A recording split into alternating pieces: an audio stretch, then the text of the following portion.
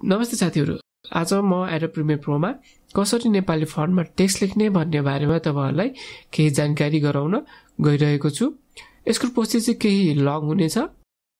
तपाईहरुले फन्ट स्टाइलहरु पनि चेन्ज गर्न सक्नुहुनेछ। ओके, अब चाहिँ ट्युटोरियल स्टार्ट गरौँ।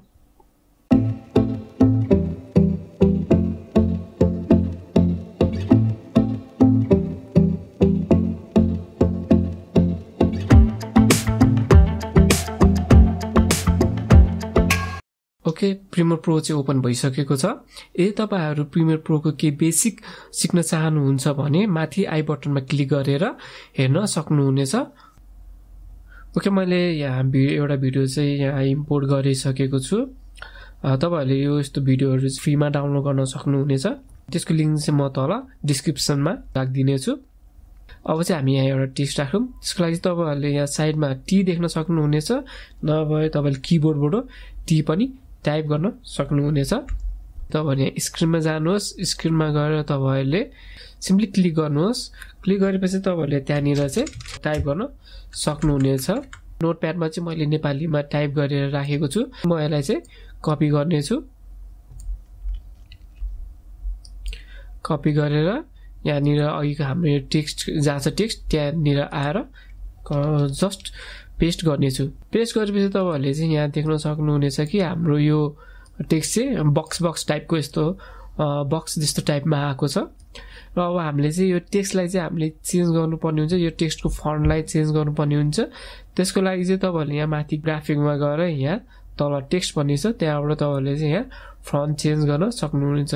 जस्तो कि म एउटा नेपाली फन्ट राख्ने छु, जस्तो कि प्रीति भन्ने फन्टलाई म लिने छु। मैले प्रीति फन्ट राखे पनि यहाँनिर चाहिँ हाम्रो यो टेक्स्ट चाहिँ चेन्ज भएको छैन। यहाँनिर चाहिँ हाम्रो बक्स टाइप नै देखाएको छ। यसको लागि चाहिँ हामीले यहाँ ब्राउजरमा जानुपर्ने हुन्छ।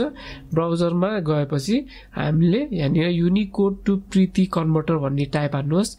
टाइप हानेपछि तपाईले यहाँ सुरुमा एउटा कन्भर्टर देख्नुहुनेछ, त्यसमा क्लिक गर्नुहोस्। क्लिक गरेपछि तपाईहरुले यहाँनिर चाहिँ कुन टेक्स्टलाई चाहिँ राख्ने हो, अघि जस्तो कि मैले नोटप्याडमा राखेको थिएँ त्यो टेक्स्टलाई चाहिँ यहाँनिर म पेस्ट गर्ने छु। पेस्ट गरेर यहाँ तलपट्टि कन्भर्ट टु प्रीतिमा क्लिक गर्ने छु। क्लिक गरेपछि हाम्रो यो टेक्स्ट चाहिँ यहाँ कन्भर्ट भएर यसरी आउनेछ। र फेरि यसलाई अल सिलेक्ट गरेर कपी गर्नुहोस्। यहाँ फेरि अघि जहाँनिर टेक्स्ट थियो त्यहाँनिर अल सिलेक्ट गर्नुहोस्। अल सिलेक्ट गरेर हामीले अघि जहाँ कन्भर्ट गरेको थियो त्यहाँबाट कपी गरेर ल्याएर यहाँ पेस्ट गरिदिनुहोस्। र यसरी तपाईहरुको यहाँनिर चाहिँ यो फन्ट चाहिँ यसरी चेन्ज हुनेछ।